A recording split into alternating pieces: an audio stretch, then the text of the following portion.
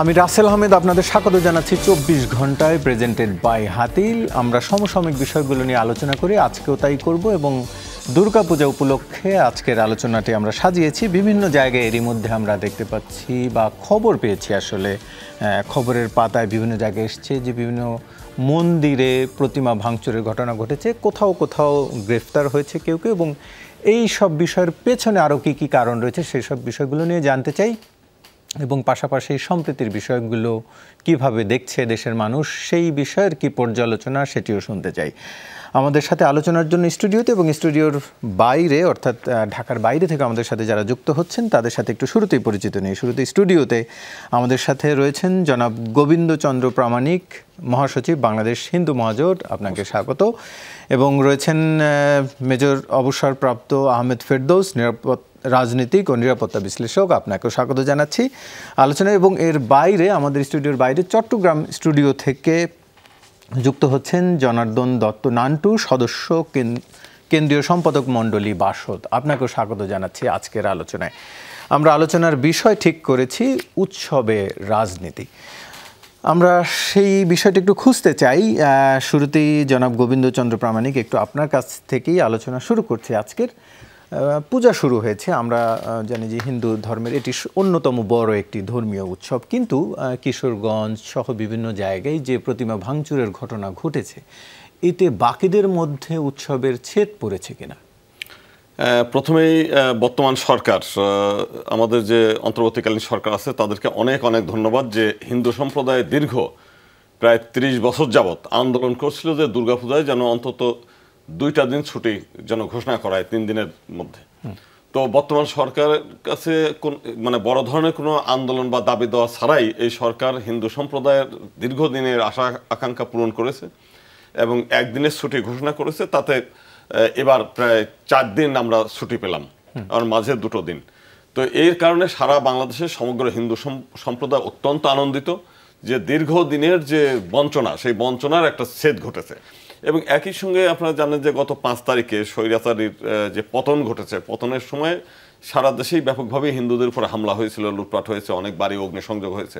তো এই সরকার বলেছে যাদের যা হামলা হয়েছে, যা রাজনীতি হোক, রাজনীতি ছাড়া হোক, প্রত্যেকের ক্ষতিপূরণ দেবে। তো আজকে সত্যিকারই একটা মানে বাংলাদেশের হিন্দুদের জন্য আজকে একটা ঐতিহাসিক দিন, বিজয়ের দিন। তো সেই কারণে সারা বাংলাদেশের মানুষ আনন্দে ভাসছে। এবং এর মাঝে যেটা আমরা জানি যে প্রত্যেকটি বছরই কিছু না কিছু মন্দির প্রতিমা ভাঙচুর হয়, প্রতিটা বছর।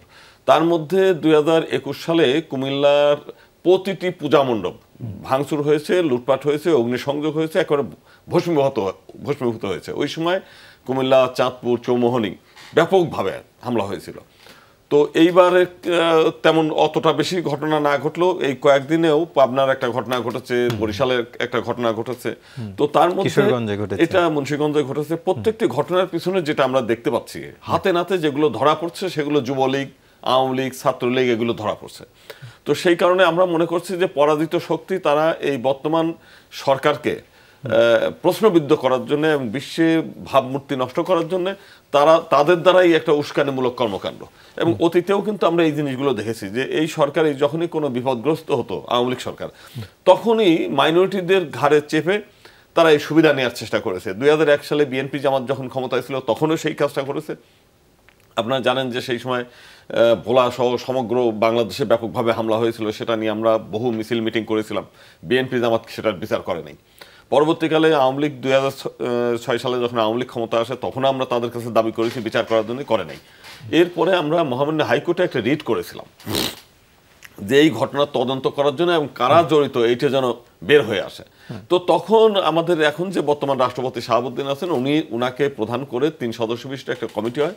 সে কমিটি তখন প্রায় 25,000-এর উপর অভিযোগ পড়ে। তার মধ্যে ওনারা যাচাই বাছাই করে 5,000 নির্যাতনের ঘটনা হাইকোর্টে জমা দেয়। তো হাইকোর্ট তাদেরকে নির্দেশ দেয় যে আপনারা এটা গেজেট আকারে প্রকাশ করেন এবং এটা যেন বিচার করেন। কিন্তু আওয়ামী লীগ সরকারও অজ্ঞাত কারণে সেটা বিচার করে নাই। তো পরবর্তীকালে আমরা খুব এটা নিয়ে টেনশনে থাকলাম যে আওয়ামী লীগ সরকার বিএনপি জামাতকে ধরার এত বড় একটা সুযোগ তারা কেন হাতছাড়া করছে। পরে দেখলাম যে ঘটনা হচ্ছে তোফায়েল আহমেদ এই ঘটনার কিং মেকার, এটা হচ্ছে মাস্টার মাইন্ড। সে মানে সেই সময় আওয়ামী লীগ খুব অল্প কয়েকটা সিট পেয়েছিল এবং তাতে শেখ হাসিনা একেবারেই আপসেট ছিল। তো বহির্বিশ্বে বাংলাদেশকে একটা সাম্প্রদায়িক রাষ্ট্র, জঙ্গি রাষ্ট্র প্রমাণ করার জন্য শাহরিয়ার কবির, মুনতাসির মামুন সহ টোটাল একটা কুশীলবদের একটা নাটক তৈরি করার জন্য এবং একই সঙ্গে তোফায়েল আহমেদকে দায়িত্ব দিয়ে সেই টোটাল অঞ্চলের হিন্দুদের উপর হামলা, লুটপাট, অগ্নিসংযোগ করে গোপালগঞ্জে তাদের নিয়ে এসে ভিডিও টিডিও তৈরি করে, টেলিফিল্ম তৈরি করে সারা বিশ্বব্যাপী তারা প্রচার করেছে। মূলত এটা ছিল তাদের বেনিফিট করার জন্য, এবং তারা কিন্তু সফল ছিল সেই মানে এই মাইনরিটি নির্যাতনের ব্যাপারে। সারা বিশ্বে এখন কোনো কিছু হইলেই বিএনপি জামাতের কথা বলে, যদিও হাতে নাতে ধরা পড়ে। তো সেই কারণেই সে ঘটনা আমরা এখন যেটা দাবি করি। আমি একটু এখানে আমি আপনার দাবির আগে একটু যোগ করতে চাই যে কিন্তু হিন্দু ধর্মের কোনো সংগঠন তো আবার সেটি বলছে না যে আপনি যেটির কথা বলছেন যে আওয়ামী লীগ বিভিন্ন ক্ষেত্রে দায়ী ছিল, সেটি তারা বলছে না। না, এটার ব্যাপারে কারণটা কি, আওয়ামী লীগের একটা ভালো দিক আছে। সে ভালো দিকটা হচ্ছে সে কিছু লোকদেরকে মাসোহারা দিয়ে মানে নেতা তৈরি করে রাখে, যে কোনো কিছু ঘটলেই সেটা যেন বিএনপি জামাতের ঘাড়ে দায় চাপানো যায়। যেমন হিন্দু, বৌদ্ধ, খ্রিস্টান ঐক্য পরিষদ, প্রত্যেকটি নেতারা হচ্ছে পেইড, এবং কি রানা দাশগুপ্ত সহ। তো তাদের কাজ হচ্ছে যে মানে যে পেটে খেলে পিঠে সয়, যারা টাকা দেয় তাদের পক্ষেই তো কথা বলবে। আমরা উকিলরা যেমন করি, আমার দেশে চোর, ছেচর, বদমাইশ, খারাপ মানুষ আমাদেরকে পকেটে টাকা দিলেই আমরা তার পক্ষে একটা সওয়াল গাই। এই কাজটা মূলত হিন্দু, বৌদ্ধ, খ্রিস্টান ঐক্য পরিষদ, পূজা পরিষদ এই কাজটা করে আসছে। তারা তো পাল্টা অভিযোগ করছেন। না, পাল্টা অভিযোগ আমরা তার কারোর কাছ থেকে টাকা নেই। যেমন বিএনপির সময় আমরা কোনো সুযোগ নেই। এখনো তো অন্তর্বর্তীকালীন সরকার আছে, আমরা তো কোনো সুযোগ নিতে যাইনি। তো তারা তো সুযোগ নিয়েছে। সে আপনার রানা দাশগুপ্ত হচ্ছে অ্যাটর্নি জেনারেল পদমর্যাদা, বেতন ভাতা নিয়েছে। আমি তো বিএনপির সময় ভাতা নেই, আওয়ামী লীগের সময় ভাতা নেই। আমরা কমিটমেন্ট হচ্ছে আমার সম্প্রদায়ের কাছে, এবং শুধু বললে তো হবে না, হাতে নাতে ধরা পড়েছে। শুধু তাই না, আপনারা একটা দীর্ঘদিন একটা বই নিষিদ্ধই ছিল, সেটা এখন ব্যাপকভাবে চলছে, আমার ফাঁসি চাই নামে একটা বই আছে মতিউর রহমান রেন্টুর। এই বইয়ের মধ্যে ওই 92 সালের একটা ঘটনার কথা, বাবরি মসজিদকে কেন্দ্র করে একটা ঘটনা ঘটছিল। সেই সময় মতিউর রহমান বলছেন যে ওই ঘটনা ঘটার সঙ্গে সঙ্গে শেখ হাসিনা তাকে ডেকে নিয়েছে বঙ্গবন্ধু 32-এ, নিয়ে গিয়ে উনি বলেছেন সারা দেশে হিন্দু মুসলিম রায়ট লাগিয়ে দাও। তা মতিউর রহমান রেন্টু বলছেন যে হিন্দুরা তো আমাদের ভোটার, আমাদের রিজার্ভ ভোটার, কেন আমরা তাদের বাড়িতে হামলা করব? উনি বলছেন যে আরে বোকা, সার্ক সম্মেলন পণ্ড করতে হবে না, এবং জাহানার ইমাম যেভাবে দিনকে দিন মুক্তিযুদ্ধের ধারক বাহক হয়ে যাচ্ছে, এটা তো আমাদের জন্য একটা ভয়ের ব্যাপার।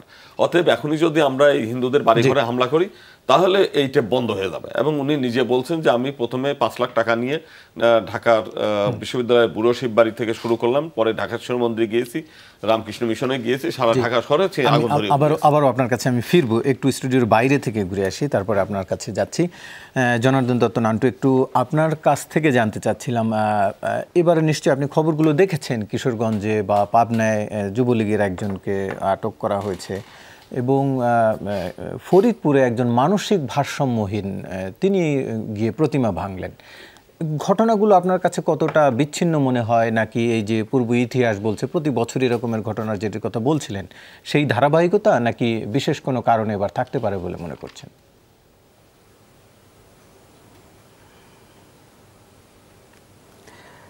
আমি শুরুতে আপনার মাধ্যমে সারা দেশবাসীকে এবং যমুনা টিভির সবাইকে আমি ধন্যবাদ জানাচ্ছি, শুভেচ্ছা জানাচ্ছি। আমরা শুনতে পাচ্ছি আপনাকে, বলুন। একটা বিষয়ে আপনার প্রশ্ন যেটা করেছেন খুবই, হ্যাঁ, আমার ইকো হচ্ছে, সেই জন্য একটু সমস্যা হচ্ছে। তো যদি আপনাদের একটু জি, আমরা কারিগরি টিমকে আমরা সেটি বলছি, নিশ্চয়ই তারা বিষয়টি দেখবেন, আপনি বলতে থাকুন।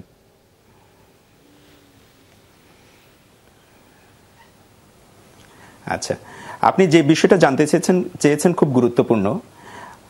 বাঙালি জাতি খুবই উৎসবপ্রিয় জাতি, এবং সে যে ধর্মেরই হোক, যে ধর্মের মানুষেরই বা যে সম্প্রদায়ের মানুষেরই উৎসব হোক বা জাতীয় কোনো উৎসব হোক, সকল সম্প্রদায়ের মানুষ, সকল মানুষে এই সবার উৎসবেই তারা অংশগ্রহণ করে। ফলে এই ভূখণ্ড হলো সাম্প্রদায়িক সম্প্রীতির জায়গা। এই ভূখণ্ডে মানুষের মধ্যে সম্প্রদায়কে কেন্দ্র করে সাধারণ মানুষের মধ্যে কখনোই রাজনৈতিকভাবে তাদেরকে বিভক্ত করে তাদেরকে যে একটা মুখোমুখি দাঁড় করিয়ে তাদের মধ্যে রাজনৈতিক একটা অসৎ উদ্দেশ্যে তাদেরকে সংঘাত লাগিয়ে দেওয়া ছাড়া মানুষ কখনো সংঘাতে যায়নি। 1971 সালে আমাদের যে মুক্তিযুদ্ধ হয়েছে, সেই মুক্তিযুদ্ধে কিন্তু সকল মানুষ আমরা কাঁধে কাঁধ মিলিয়ে যে দেশটা স্বাধীন করেছি, একটা বাংলাদেশ পেয়েছি, সেই বাংলাদেশের সংবিধানে আছে এটা একটা ধর্মনিরপেক্ষ রাষ্ট্র। আমরা একটা ধর্মনিরপেক্ষ রাষ্ট্র আমরা অর্জন করেছিলাম। আপনি হয়তো জানেন ভারতের সংবিধানে ধর্মনিরপেক্ষতা যুক্ত হয়েছে। আমাদের সংবিধানে ধর্মনিরপেক্ষতা যুক্ত হওয়ারও পরে। তার মানে আমরা আমাদের দেশের মানুষের যে আকাঙ্ক্ষা, মুক্তিযুদ্ধের আকাঙ্ক্ষা, একটা অসাম্প্রদায়িক ধর্মনিরপেক্ষ রাষ্ট্রের আকাঙ্ক্ষাটাই এখানে ফুটে উঠেছে। কিন্তু আমরা দেখলাম এই 71-এর আগেও ধর্মকে রাজনৈতিক উদ্দেশ্যে ব্যবহার করে গোষ্ঠীগত স্বার্থে, রাজনৈতিক স্বার্থে তারা এই মানুষের মধ্যে যে বিভেদ তৈরি করা, সেটা আমরা দেখলাম মুক্তিযুদ্ধের পরেও আমাদের বাংলাদেশে একই কৌশলে মানুষের মধ্যে একটা সংঘাত লাগিয়ে দেওয়া, বিভেদ তৈরি করা এবং সেভাবে করে তাদের রাজনৈতিক উদ্দেশ্য হাসিল করা, এটা সবসময় আমরা দেখেছি, এটা এখনো আছে। কি রাজনীতির অংশ বলে আপনি মনে করেন এই যে এবারের পূজাকে কেন্দ্র করে যে ঘটনাগুলো ঘটছে, সেটিও কি রাজনীতির অংশ বলে আপনি মনে করছেন? আমি অবশ্যই মনে করি, অবশ্যই রাজনীতির অংশ এই জায়গা থেকে মনে করি। হ্যাঁ, অবশ্যই মনে করছি। এই কারণেই মনে করছি আমাদের এখানে যতবারই প্রতিমা ভাঙচুর হয়েছে তার পিছনে কিছু না কিছু ইন্ধন ছিল এবং এই ইন্ধনগুলো কিন্তু বিভিন্ন রাজনৈতিক শক্তি তারা কিন্তু এই ইন্ধনগুলো দিয়েছে। কিন্তু কখনোই সরকারে যারা ছিল, যারা এগুলোর সুবিধাভোগী, তারা কখনোই এগুলোর যথাযথ বিচার করেনি, তদন্ত করেনি, বিচার করেনি। কখনোই আমরা দেখিনি এই প্রতিমা ভাঙচুর বলেন, সাম্প্রদায়িক সহিংসতা বলেন বা বিভিন্ন ষড়যন্ত্র আমরা যখন দেখেছি, আমরা কখনোই দেখিনি এগুলোর একটা যথাযথ বিচার হয়েছে, শাস্তি হয়েছে। ফলে আজকেও যখন হচ্ছে, আমি আপনার কাছে আরেকবার বিভিন্ন রাজনৈতিক উদ্দেশ্যে এগুলো বিভিন্ন ইন্ধনে এগুলো হচ্ছে, কিন্তু আমি বিচারের প্রসঙ্গে আসবো, আপনার কাছে আসবো। আবার একটু স্টুডিওতে ফিরতে চাই। আমাদের সাথে মেজর অবসরপ্রাপ্ত আহমেদ ফেরদৌস রয়েছেন। একটু আপনার কাছ থেকে জানতে চাইছি, দিন শেষে যে ঘটনাগুলো এবার ঘটছে, এর আগেও ঘটেছে যেটি তিনি বলছিলেন, এবার ঘটেছে, এরই মধ্যে বরিশালে একজন পুলিশের ওসিকে প্রত্যাহার করা হয়েছে বা একজনকে গ্রেফতারের কথাও যেটি আমরা দেখলাম যে পাবনায় গ্রেফতার করেছে। কিন্তু দিন শেষে কি সরকারের আসলে দায় এড়ানোর সুযোগ রয়েছে যে এই নিরাপত্তা দিতে তো দিন শেষে ব্যর্থ হয়েছে সরকার, সেটি কি নয়? ধন্যবাদ। আমার হিন্দু ভাই বোন যারা আছে তাদের সবাইকে পূজার শুভেচ্ছা।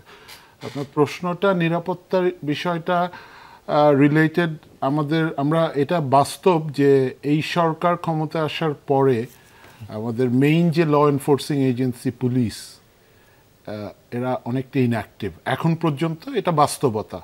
এই জন্য আপনারা জানেন যে সশস্ত্র বাহিনীকে ম্যাজিস্ট্রেসি পাওয়ার দেওয়া হয়েছে এবং সশস্ত্র বাহিনীকে বিভিন্ন জায়গায় ডিপ্লয় করা হয়েছে। সশস্ত্র বাহিনী is not meant for policing this things, but দেশের এই ক্রান্তিকালে তাদেরকে অতিরিক্ত দায়িত্ব এটা দেয়া হয়েছে। সো সরকারের ব্যর্থতা এটা ডিপেন্ড করে আসলে আন্তরিকতার উপরে। সরকার চেষ্টা করছে এটাকে অ্যাড্রেস করার জন্য। প্রতি পূজায় তো কিছু না কিছু ঘটনা ঘটে। তো পূজার ঘটনার প্রেক্ষিতটা যদি আমরা একটু চিন্তা করি যে কেন হয়, আমি গোবিন্দদা, আমাদের মধ্যে তো কোনো পার্থক্য নাই, উই আর ব্রাদার্স, আমরা বাংলাদেশি। আমাদের এখানে আমি একটা স্ট্যাটিস্টিক্স দিতে চাই আপনাদেরকে যে বাংলাদেশে আমাদের হিন্দু জনসংখ্যা আছে রাইট লাইক 8%, তাই না দাদা? এখন সবশেষ হিসেব অনুযায়ী আমি সরকারি এটা 8%-এর এগেইনস্টে বাংলাদেশে প্রায় 33 থেকে 36% হিন্দু ভাই বোনেরা সরকারি চাকরিতে আছেন। আমি যদি আমাদের প্রতিবেশী দেশের দিকে যাই, ওখানে ভারতে মুসলমানরা আছেন প্রায় 22%। বাট আপনারা যদি স্ট্যাটিস্টিক্স নেন দেখবেন ভারতে মুসলমানরা মাত্র 1% বা তার নিচে সরকারি চাকরিতে আছেন। এখানে একটা বড় বৈষম্য। এবং পার্শ্ববর্তী দেশ আমাদের ভারতের এই যেহেতু একটা হিন্দুত্ববাদী রাষ্ট্র ওখানে ক্ষমতায় আছে, সরকার ক্ষমতায় আছে, সো এরা আমাদের এখানে বাংলাদেশকে যদি দুর্বল করতে পারে, অস্থিতিশীল করতে পারে, আন্তর্জাতিকভাবে এরা প্রোপাগান্ডা চালায়, যেটা একটা বৃহৎ রাষ্ট্রের জন্য খুব ন্যাক্কারজনক। এই জন্য আমাদেরকে একটু সতর্ক থাকতে হবে। আমাদের দাদাদেরকেও, সনাতন ধর্মাবলম্বীদেরকেও এখানে ভূমিকাটা অনেক গুরুত্বপূর্ণ। কারণ আমরা সবাইকে সহযোগিতা করতে চাই, তাদের সহযোগিতাও চাই। এটা একটা issue of security, not only security, এটা ইকোনমিক ডেভেলপমেন্টেরও ইস্যু। আরেকটা জিনিস ভাই আমি বলতে চাই, লাইক বাংলাদেশকে আমি দেখি ইটস লাইক সৌহার্দ্য সম্প্রীতির একটা বিউটিফুল একটা জায়গা, খুবই সুন্দর জায়গা। আমি গত পরশুদিন ফেসবুকে একটা দিয়েছিলাম যে বৈষম্য কতটুক বাংলাদেশ ভার্সেস ভারত। ম্যাক্সিমামই কিন্তু বলেছে যে আমাদের এখানে একটা খুব সৌহার্দ্যপূর্ণ। আমি একটু আপনার সাথে একটু যোগ করতে চাই। আপনি সৌহার্দ্যপূর্ণ সম্পর্কের কথা বলছেন, আবার আমাদের এখান থেকে ভারতে যে বৈষম্য রয়েছে সেটির কথা বলছেন, কিন্তু যুদ্ধের অর্থাৎ আমাদের ৭১ সালের আগের কথা যদি বাদ দেই, ৭১ সালের পরেও ধারাবাহিকভাবে এখন পর্যন্ত হিন্দুদের সংখ্যা কমেছে। এতটা সৌহার্দ্যপূর্ণ পরিবেশ যদি আপনি নিশ্চিত করতে পারছেন, তাহলে কেন হিন্দুরা এখান থেকে চলে যাচ্ছে বা সংখ্যাটা কেন কমছে? এটা রাজনীতির একটা প্রশ্ন। আমি এটা আপনাকে পরে উত্তরটা দিতে চাচ্ছি, তার আগে আমি একটা এক্সাম্পল দিতে চাচ্ছি। This is very important. আমি দিন শেষে রাওয়া ক্লাবে গিয়ে বিলিয়ার্ড খেলি। আমার সাথে খেলেন, আমার সাথে কর্নেল এজাজ বলে একজন আছেন, রিটায়ার্ড আর্টিলারির অফিসার, উনিও বিলিয়ার্ড খেলেন। তো ওনার বাবা ছোটবেলায় মারা গিয়েছেন, ওনাদের 7 ভাই বোন। ওনার মা বাংলাদেশে প্রথম যারা মহিলা ব্যাংকার ছিলেন সেখানে করেছেন। তো ওনার মা দেখতেন যে একটা ছেলে খাওয়া নিয়ে আসতো এবং সে কিন্তু হিন্দু ধর্মাবলম্বী। খালাম্মা ওই ছেলেটাকে বাসায় নিয়ে আসেন, লেখাপড়া করান। সে ওখানে একটা পিয়নের কাজ করত এবং পড়াশোনা করে ব্যাংকে ঢুকিয়ে সে ডিজিএম হয়েছে এবং আমেরিকা চলে গিয়েছে। এখন কর্নেল এজাজের পরিবার বলে ওরা 4 ভাই 4 বোন, 8 ভাই, 8 জন। এবং সবচেয়ে ইন্টারেস্টিং জিনিস কি জানেন, খালাম্মা মারা গেছেন, কর্নেল এজাজের 7 ভাই বোন মার জন্য যতটা না করেন, উত্তম দা, ওনার নাম উত্তম দা বাংলাদেশে এসে ওনাদের ধর্মে বৈষ্ণবদের খাওয়ান, প্রার্থনা করেন। Isn't it a beautiful example? Tell me. আমি ভাই ছোটখাটো একটা ব্যবসা করি, গাড়ির একটা ওয়ার্কশপ আছে আমার পার্টনারের নাম উত্তম কুমার। ওর সাথে তো আমার কখনো মনে হয় না এটা হিন্দুর রক্ত, এটা মুসলমানের রক্ত। তো is this not an example of সৌহার্দ্য সম্প্রীতি? আমাদের এই এক্সাম্পলটাকে ডিস্টার্ব করে যেসব এলিমেন্টগুলি, এটা কিন্তু আমরা কম বেশি সবাই জানি। কেন করে এটা আমরা কম বেশি সবাই জানি। এবং আমাদের এখানে একটা জিনিস বুঝতে হবে আমাদের ভাইদেরকে, যে আমাদের দেশে সংখ্যালঘু বা ক্ষুদ্র জাতিগোষ্ঠী একটা বৃহৎ পরিবারের অংশ, তাই না ভাই? আমরা কিন্তু পার্থক্য করি না। কিন্তু এই যে আমাদের নেইবারিং কান্ট্রিজ যে ডিস্টেবল করে, ইন্টারন্যাশনালি প্রোপাগান্ডা চালায়, এটা যদি আমরা না বুঝি, ওনারা যদি না বুঝে, এটা আমাদের দেশের জন্য একটা কেন পূজা আসলে কেন আপনাকে আনসার পুলিশ দিয়ে পূজা মণ্ডপ পাহারা দিতে হবে? আমাদের দেশে তো আমি ভারতের কথা বলতে বাধ্য হচ্ছে, আই এম ভেরি সরি, অন্য দেশের বিষয়ে আমি পার্সোনালি ইন্টারভিউ করতে পছন্দ করি না। যে ভারতে আপনারা নিশ্চয়ই জানেন যে ঈদের নামাজ পড়া অবস্থায় পিটিয়ে করা হয়েছে। দাদা, আমরা কি এরকম কাজ করি বাংলাদেশে? না, সেটি করা নিশ্চয়ই রাইট। এটা 1। 2 নম্বর, আমাদের এখানে দেখেন এইবার coming back to law and order situation, একজন উপদেষ্টা বললেন টাঙ্গাইলে গিয়ে মৎস্য প্রাণী সম্পদ যে উনি পছন্দ করে না পূজা ইজ এন উৎসব। আমি মুসলমান, আমার ধর্মে যদি মানা করে দাদার পূজাতে যেতে, আমি যাব না। বাট অন্য রাত গেলে অসুবিধা কি? ছোটবেলা থেকে আমরা তো এই কালচারেই বড় হয়েছি। সো এই জায়গাগুলিকে আমাদের অ্যাড্রেস, আর কেন কমে যাচ্ছে হিন্দুরা, এটা it's a question. Is it like this যে আমরা ওদেরকে বিতাড়িত করছি? নো। না, কিন্তু এটিও তো সত্যি যে এই যে প্রতিমা ভাঙচুর বা বাড়ি ঘরের যে হামলার অভিযোগ এসছে, এর মধ্যে সত্য মিথ্যে হয়তো মানুষ পরে যাচাই করবে, কিন্তু যারা হিন্দু ধর্মের রয়েছেন, সাধারণ হিন্দু, তাদের মধ্যে তো একটা আতঙ্ক কাজ করতেই পারে। ডেফিনেটলি আতঙ্ক কাজ করার কথা। এই জন্য আমাদের সচেতনতাটা ইজ ইম্পর্টেন্ট, আমাদের অ্যাওয়ারনেসটা ইজ ইম্পর্টেন্ট। আমরা দর্শক বা আজকালকার যারা টুকটাক রাজনীতি বুঝি, একটা কথা আছে যে এই পূজা আসলেই দেশটাকে একটু ডিস্টেবল করার একটা। জি, আমি সেটির উত্তরটি একটু জানতে চাইবো, তবে তার আগে একটু আমি বিরতি নিয়ে আসতে চাই। আমি এটি জানতে চাইবো যে পূজা আসলেই কেন এই প্রসঙ্গটি সামনে আসে বারবার, এটি নিয়ে আলোচনা করতে চাই। দর্শক, বিরতির পর আবারও ফিরছি, সঙ্গেই থাকুন। চট্টগ্রাম থেকে আসি, আমাদের সাথে যুক্ত রয়েছেন জনার্দন দত্ত নান্টু। একটু আপনার কাছ থেকে জানতে চাই, যেটি বলছিলাম বিরতির আগে, যে পূজা শুরু হলেই আমরা দেখি যে এই সাম্প্রদায়িক ইস্যুগুলোকে রেইজ করার একটা চেষ্টা থাকে, এটি বিভিন্ন সময় হয়ে এসছে, এবারও হচ্ছে। এর পেছনে কারণটা কি?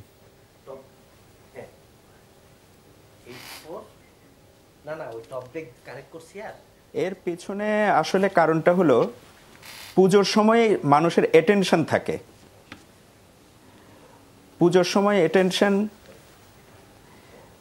আমার এখনো ইকো হচ্ছে বলে একটু অসুবিধা হচ্ছে, তারপর আমি আমার কথাগুলো একটু বলি। যে পুজোর সময় মানুষের অ্যাটেনশন থাকে, অন্য সময়ও এই ধর্মীয় সংখ্যালঘু সম্প্রদায়ের উপর আঘাত হয়, কিন্তু সেগুলো হয়তো এত আলোচনায় আসে না, এত মানুষের অ্যাটেনশন ড্র করে না। কিন্তু পুজোর সময় যেটা হয় সেটার উপর মানুষের অ্যাটেনশনটা ড্র হয়। সে কারণে এই সময়ে নানা গোষ্ঠী তাদের রাজনৈতিক গোষ্ঠীগত যে উদ্দেশ্য, এই সময় তারা এটাকে সামনে আনতে চায়। এবং মানুষও যেহেতু এই সময় একটা উৎসব মুখী থাকে, তখন এই ধরনের ঘটনা যখন ঘটে, তখন সারা দেশের মানুষের মধ্যে এটা প্রচার হয় এবং ধর্মীয় সংখ্যালঘু যে জনগোষ্ঠী, তাদের মধ্যে ভয়টা ছড়িয়ে পড়ে। অন্য সময়ের চাইতে এই সময়ে ভয়টা আরো বেশি ছড়ানো যায়, সে কারণে এই সময়টাকে বেছে নেওয়া হয়। এবং এই পুরোটা উদ্দেশ্য হলো একটা রাজনৈতিক গোষ্ঠীগত স্বার্থ হাসিল করাটাই এই সময় আসলে প্রধান থাকে। এটাই আসলে এই জায়গাটায় কাজ করে। এখানে কাদের স্বার্থ হাসিল হয়, মানে কারা রাজনৈতিকভাবে সুবিধা পায় বলে আপনি মনে করছেন?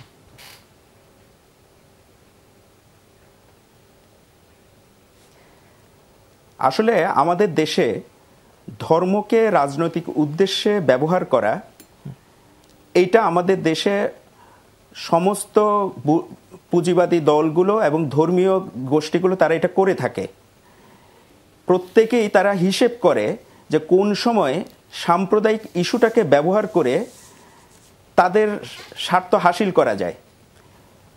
ফলে এই জায়গা থেকে আমরা রাজনৈতিক দলগুলো যারাই এই বৈষম্যকে কাজে লাগিয়ে, বিভেদকে কাজে লাগিয়ে নিজেদের স্বার্থ হাসিল করা যাবে মনে করে, তারা সবাই এই ধরনের প্রক্রিয়ার সাথে যুক্ত।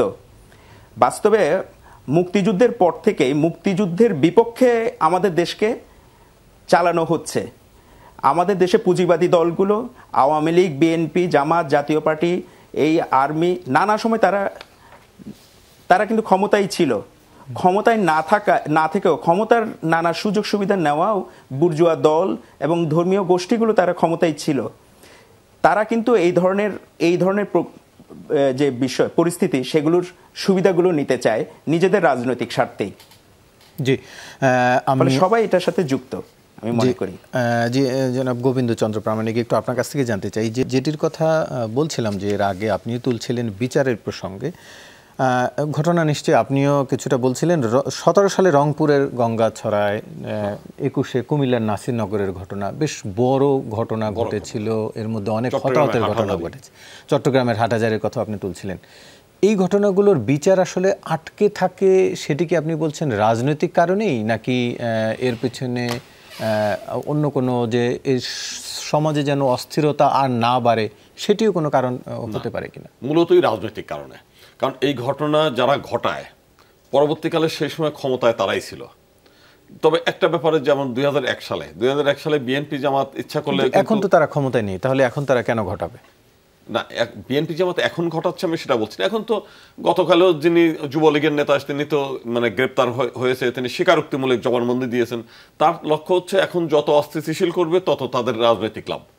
আর অন্য সময় যেটা করেছে, যেমন নাসিরনগর, মানে প্রমাণিত যে আওয়ামী লীগের নেতারা করেছে এবং পরবর্তীকালে তারা নমিনেশন পেয়েছে, সবকিছু এটা নিয়ে পত্রপত্রিকায় নিউজও হয়েছে প্রচুর।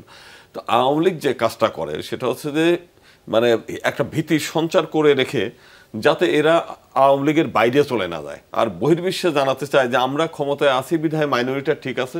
তাছাড়া যেভাবে দেশে জঙ্গি এত পরিমাণ বাড়ছে, যদি আমরা এখান থেকে সরে যাই তাহলে বাংলাদেশে আর কোনো মাইনরিটি থাকতে পারবে না এবং এটা আইএস কিংবা লাদেনের গ্রুপের মতো তালেবান শাসন প্রতিষ্ঠিত হবে। তার মানে ক্ষমতায় থাকতেও তারা করছে, ক্ষমতায় না বাইরে থাকলেও তারা করবে, সেই একই কাজ করছে। সেটিও দুই সময় কি তারা করবে বলে এটা বলছেন? একটা যদি আপনি পিছনের করি, মুসলিম লীগ থেকে আওয়ামী লীগের প্রতিষ্ঠা 1950 সালের 21 থেকে 23 অক্টোবর ঢাকার রূপমহল সিনেমা হলে তারা এই মুসলিম শব্দটা বাদ দিল।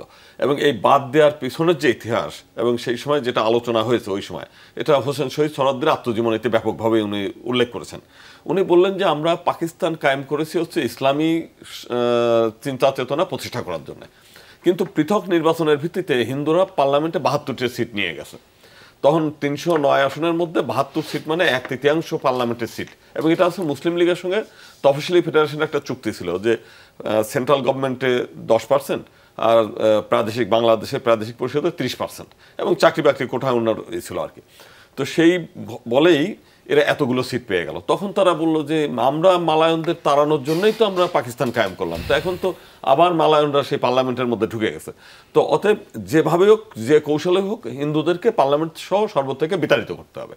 তো উনি একটা কথা বলছেন যে হিন্দুরা হলো বোকা টাইপের, এদের মাথায় যে কোনো একটা কিছু ঢুকাই দিলে পরে এরা সেটা নিয়ে নাচানাচি করবে। তো তাদেরকে বললো, দেখো ভাই, তোমরা পৃথক নির্বাচন দরকার নেই, যৌথ নির্বাচনে আসি, আমরা হিন্দু মুসলিম মিলেমিশে আসি।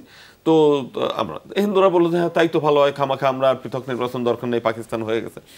এবং যখনই যৌথ নির্বাচনে আসলো পরে 1962 সালের নির্বাচনে মাত্র 3 জন, 72 থেকে একেবারে 69 বাদ হয়ে 3 জন হয়ে গেল। এবং 1964 সালে আবার যখন নির্বাচন হলো তখনও 3 জন। তার মানে তারা আওয়ামী লীগ জন্ম থেকেই হচ্ছে হিন্দু বিরোধী, মাইনরিটি বিরোধী, যে কারণে তারা নানাভাবেই নানা কৌশলে এই বিদ্বেষমূলক নিয়ে, এবং তার দলের নাম তো উর্দু, এবং দলটা তৈরি করছে হোসেন শহীদ সোহরাওয়ার্দী, তিনি নিজে উর্দুভাষী। তিনি বলছেন তো নিজে উর্দু ভাষায় কিন্তু বাঙালি জাতীয়তাবাদ প্রতিষ্ঠা করে, তার দলের নাম হচ্ছে উর্দু। তার মানে প্রথম থেকেই তারা কিন্তু হিপোক্রেসি, যে কারণে কলা কৌশল করে তারা কিভাবে ক্ষমতায় থাকতে হয় সেই বিষয়টাই তারা জানে। তারা কোনো জাতির প্রতি, মুসলিমদের প্রতিও তারা কিন্তু ওই সহানুভূতিশীল না, আর হিন্দুদের প্রতি তো নাই। কিন্তু মাঝখানে আপনি বিচারের কথা বলছিলেন, মাঝখানে আওয়ামী লীগের বাইরে অন্য সরকারও তো ছিল, তারা অন্য সরকারের বিএনপির যে বিষয়টা, যখনই কোনো ঘটনা ঘটে তখন কিন্তু সবাই যুক্ত হয়ে যায়। যখন যেমন রামুর ঘটনা কক্সবাজারে শুরু করেছে আওয়ামী লীগ, তখন বিএনপি জামাতের কর্মীরাও যুক্ত হয়ে গেছে। তো তখন দেখে যে বিএনপি জামাতের কর্মীদের যদি আমরা বিচার করতে যাই, মানে আওয়ামী লীগের বিচার করতে যাই, তাহলে তো কিছু বিএনপি জামাতের কর্মীরাও যুক্ত হয়ে যায়, যে কারণে আওয়ামী লীগও বিচার করে না, বিএনপিও বিচার করে না। দিন শেষে আসলে আমরা আজকে 33% ছিল 1947 সালে, আমরা এখন 1972 সালেও ছিলাম আমরা মানে প্রায় 22%। 2015 সালে এই হাসিনা সরকারই বলছে যে হিন্দু সংখ্যা 10.7%, আর এর মাত্র 6 বছরে 2.8% হিন্দু কমে এখন হচ্ছে 7.95%। তার মানে শেখ হাসিনার সর্বশেষ 6 বছরেও হিন্দু কমেছে 2.8%। কারণটা হচ্ছে কুমিল্লা থেকে আরম্ভ করে সমস্ত এলাকায় ওই সময় প্রায় 28টি জেলায় এত পরিমাণ হামলা হয়েছে যে হিন্দুরা মানসিকভাবে এতটা বিপর্যস্ত যে এই দেশে আমরা থাকতে পারবো না, ভিতরে ভিতরে গোপনে গোপনে যে যেমন করে পারছে নীরবভাবে দেশ ত্যাগ করেছে। সীমান্ত জি, একটু আপনার কাছে আহমেদ ফেরদৌসী, একটু আপনার কাছ থেকে জানতে চাই যে এই ক্ষেত্রে আসলে এখনকার সরকারের যেই অবস্থা আমরা দেখতে পাচ্ছি, এখন পর্যন্ত পুলিশ প্রশাসন অতটা মাঠে নেই, সেনাবাহিনী আপনিও যেটি বলছিলেন, এরই মধ্যে আজকে যদিও স্বরাষ্ট্র উপদেষ্টা তিনি বলছেন যে এবারের পূজা খুব ভালোভাবে হবে, কোনো বিশেষ নজর তিনি দিতে প্রস্তুতি আছে বলে মনে করছেন? আমি তার আগে একটু যদি অনুমতি পাই যে প্রতি পূজাতে কেন বাংলাদেশ অস্থিতিশীল হয়, এটা কি একটু বলতে পারি ভাই? আচ্ছা, আমরা যদি 1948-এ ভারত পাকিস্তান ভাগ হয়, ওই সময়টা থেকে যদি দেখি, বাংলাদেশ স্বাধীনতা পায় 1971 সালে। বাংলাদেশ 1971-এর পরে আজকে 2024, এর মাঝে গণতন্ত্র অনেকবার স্পিড ব্রেকারের মাঝে ব্যাহত হয়েছে, এগুলো আমরা সবাই জানি। বাট ওভারঅল ইকোনমিক্যাল যে ডেভেলপমেন্ট আমাদের হয়েছে, আমাদের 7 সিস্টার্স যে ওই পরিমাণ ডেভেলপমেন্ট হয়নি। সো দ্য ইম্পর্টেন্ট মেসেজ যে এটা আমাদেরকে বুঝতে হবে, বাংলাদেশ যদি স্থিতিশীল হয়, অর্থনৈতিকভাবে শক্তিশালী একটা হয়, বাংলাদেশে যদি শক্তিশালী একটা গণতন্ত্র প্রতিষ্ঠা হয়, তাহলে আশেপাশের রাজ্যগুলি তো এটাকে এক্সাম্পল ধরবে, হয়তো বলবে ইউনাইটেড বেঙ্গল চায় তারা। এটা কিন্তু আমি ভারতকে দোষ দিচ্ছি না, বাট ভারতের এটা একটা পলিসি, এটা একটা স্ট্র্যাটেজি সাউথ ব্লকের।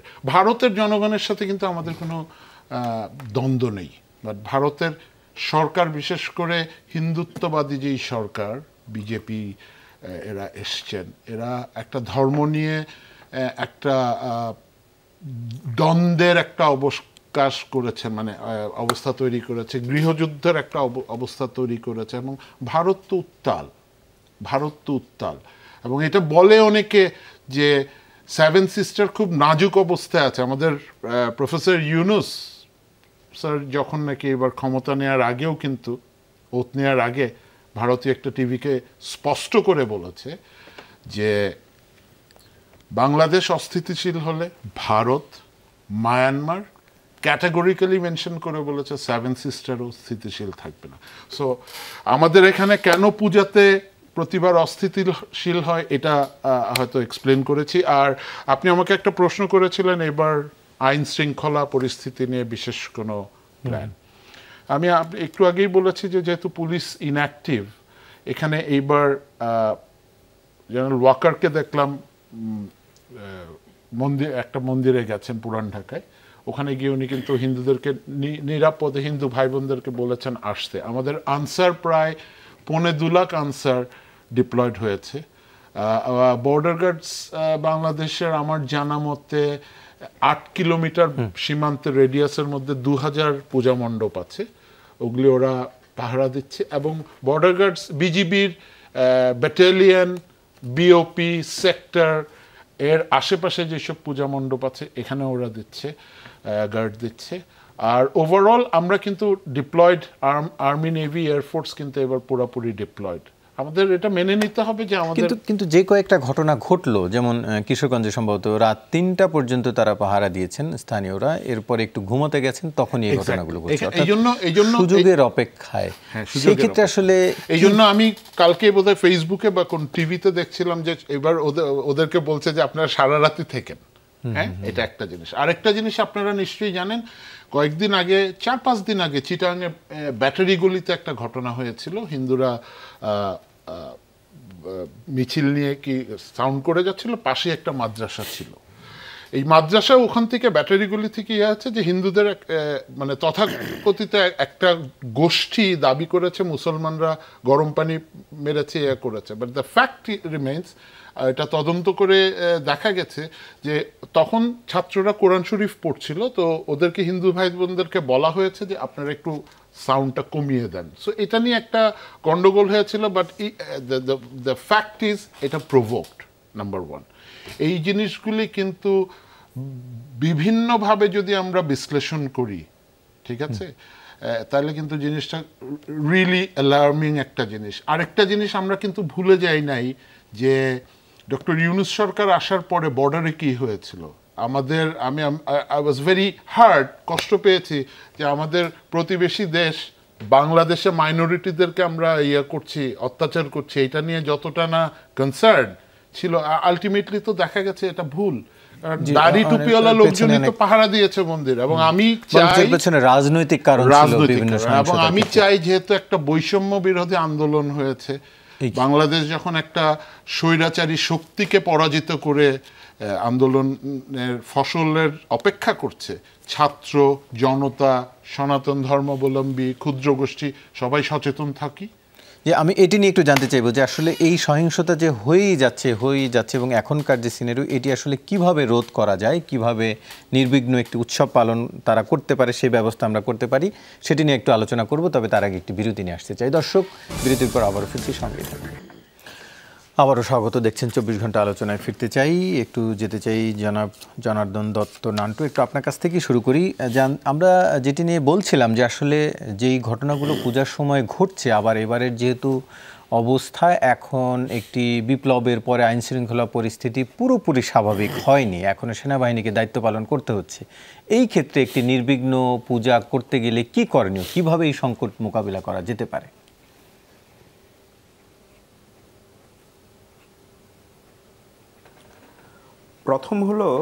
আমি মনে করি প্রথম হলো আইন শৃঙ্খলা পরিস্থিতিটাকে স্বাভাবিক করতে হবে। মানুষের কাছে এই আস্থাটা তৈরি করতে হবে যে যে কোনো সমস্যা হলে মানুষ সাথে সাথে সরকারের পক্ষ থেকে আইন শৃঙ্খলা রক্ষাকারী বাহিনীর মাধ্যমে তারা সহযোগিতা পাবে। এই আস্থাটা মানুষের মধ্যে তৈরি করতে হবে। পাশাপাশি যে জিনিসটা আরো দরকার সেটা হলো যে সরকার বলেছে, তারা দায়িত্ব নিয়ে বলছে যে কোনো সমস্যা হবে না। এটা শুধু মুখের বিষয় না, এটাকে নানা কর্মকাণ্ডের মধ্যে দিয়ে, তাদের ভূমিকার মধ্যে দিয়ে এটা মানুষের কাছে স্পষ্ট করতে হবে যে হ্যাঁ, আমরা কোনো সম্প্রদায় না, বিশেষ অবশ্যই এখানে একটা আছে যে হিন্দুদের আস্থা অর্জন করার বিষয় আছে, কিন্তু মানুষের কাছে সে আস্থাটা অর্জন করতে হবে যে শুধু হিন্দু নয়, যে কোনো সম্প্রদায়, এমনকি আমাদের আদিবাসী, আমাদের ক্ষুদ্র জাতিসত্তার মানুষ, আমাদের পাহাড়িরা, তারাও যেন যে কোনো পরিস্থিতিতে সরকারের কাছ থেকে এই জায়গাটা পায় যে তারা নিরপেক্ষভাবে তারা তাদের যে নিশ্চয়তা, তাদের যে জানমালের নিশ্চয়তা, এটা যেন রক্ষা হয়। কিন্তু বিষয়টা হলো যে আমাদের দেশে, আমি আর একটু বলতে চাই যে আমাদের দেশে রাজনীতিতে ধর্মের ব্যবহার এবং ধর্মভিত্তিক রাজনীতি, এইটা যদি বন্ধ করা না যায়, আমি আবারও বলছি, এটা বন্ধ করা না গেলে কিন্তু এই আস্থাটা অর্জন করা যাবে না। মুক্তিযুদ্ধের মধ্যে দিয়ে যে আমাদের ধর্ম নিরপেক্ষ একটি রাষ্ট্রের যে আকাঙ্ক্ষা মানুষের মধ্যে, যেটা সংবিধানের মধ্যে দিয়ে আমরা যেটা অর্জন করেছি, সেই ধর্ম নিরপেক্ষতাকে অসাম্প্রদায়িক বাংলাদেশের সেটাকে নিশ্চিত করতে হবে। সেই অবস্থাটাকে নিশ্চিত করতে হলে রাজনীতিতে ধর্মের ব্যবহার বন্ধ করতে হবে, ধর্মভিত্তিক রাজনীতি নিষিদ্ধ করতে হবে, এবং শিক্ষা ব্যবস্থা সহ সর্বক্ষেত্রে বৈষম্যমূলক যতগুলো উপাদান আছে, বিভেদমূলক যতগুলো উপাদান আছে, সাম্প্রদায়িক যতগুলো উপাদান আছে আমাদের শিক্ষা ব্যবস্থা থেকে সর্বক্ষেত্রে, সেগুলোকে দূর করতে হবে। এবং মানুষের কথা বলার স্বাধীনতা, মত প্রকাশ করার স্বাধীনতা, উৎসব করার স্বাধীনতা, সেটি নিশ্চিত করতে হবে। জি, আমি একটু স্টুডিওতে ফিরতে চাই। জনাব গোবিন্দ চন্দ্র প্রামাণিক, একটু আপনার কাছ থেকে জানতে চাই, যেটি বলছিলেন জনাব জনার্দন দত্ত নান্টু, যে অসাম্প্রদায়িক বাংলাদেশ প্রতিষ্ঠা করতে হবে, সেই ক্ষেত্রে এই যে মাঝে মাঝে যে বাধাগুলো ঘটছে, এই বাধাগুলো কিভাবে দূর করা যেতে পারে, আপনারা কি বলছেন? না, এই বিষয়টা একটা জিনিসই করতে হবে যে ধর্মকে বাদ দেওয়ার সুযোগ নাই। কারণ 1947 সালে দেশটা ভাগই হয়েছে কিন্তু মানে যে জাতি তত্ত্বের ভিত্তিতে, ধর্মের ভিত্তিতে।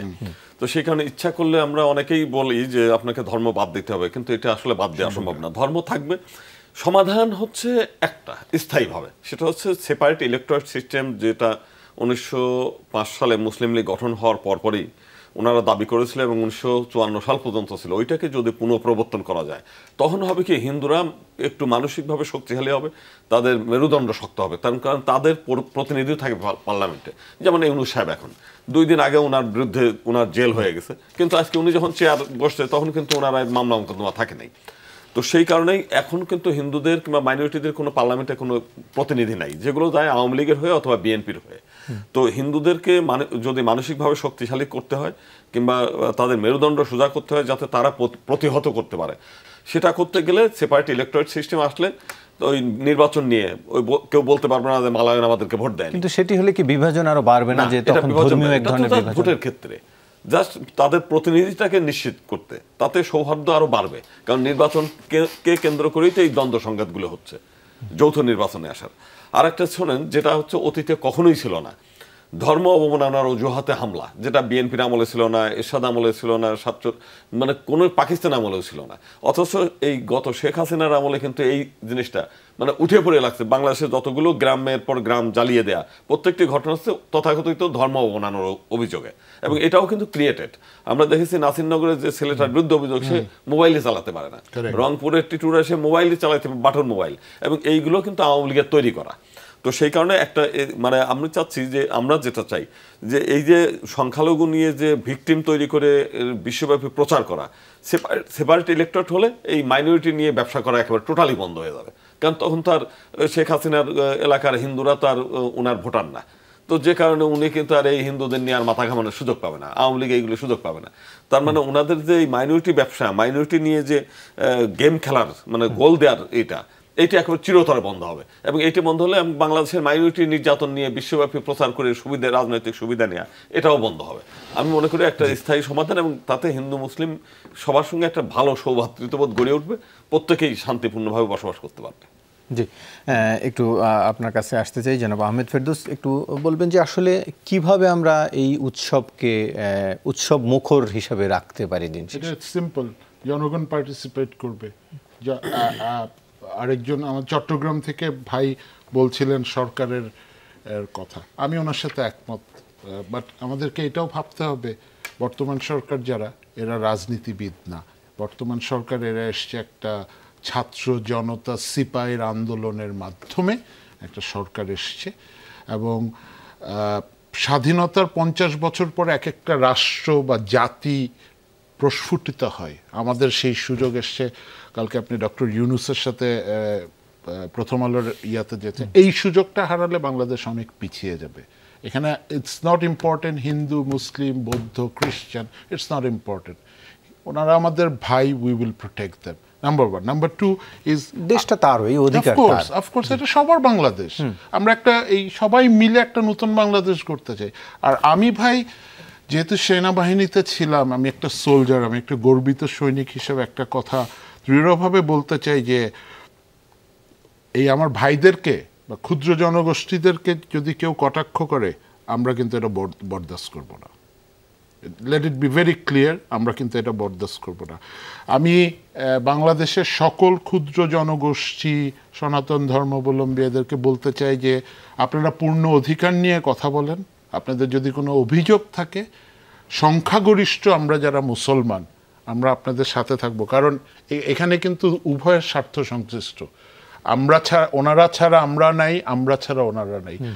আর আরেকটা জিনিস হলো, বাংলাদেশ এবং এই জায়গাটা নদীমাতৃক দেশের পাড়ের মানুষদের মন কিন্তু অনেক নরম, হ্যাঁ, বাট মন নরম হলে আমাদের কিন্তু শক্ত থাকতে হবে চক্রান্তগুলি। চক্রান্তর কথা যেহেতু এসছে, একটা কথা না বলে পারছি না, আমি আশা করেছিলাম দাদা বা বলবে, আমাদের আগের সরকারের কাছে অনেক টাকা আছে লোকজনের কাছে, এটা তো দুর্নীতি কি হয়েছে আমার বলার দরকার নেই, এবং এই টাকা, এবং বাংলাদেশে কিন্তু এখনো প্রায় 8000 অস্ত্র উদ্ধার হয়নি, যে লুট হয়নি।